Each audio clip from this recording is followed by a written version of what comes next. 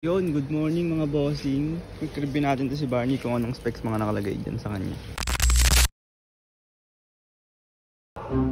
So unahin natin to, ito yung mags. Naka RCB SP500 siya. Itong disc 260mm na RCB din. Tapos king drag na bracket, RCB R1 4-pot, LCM na front suspension pero hindi ko alam kung ilang mm. RCB hose, naka RCB rin siya na S1 17mm to 17.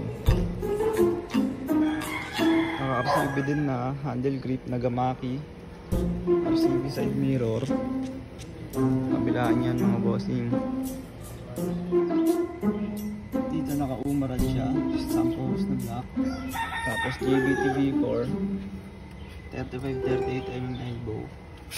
Kasi yung shock niya yung RCB BD series na pinaka-latest release. Ang alam ko bukod sa 30th anniversary.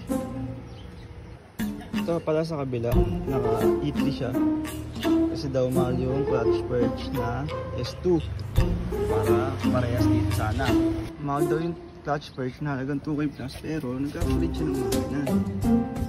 Straight JBT yun mga boss, mula sa throttle body, JBT TV, head JBT, black JBT, tensioner. Alam ko JBT din itong SWR na ito eh, hindi ko sure.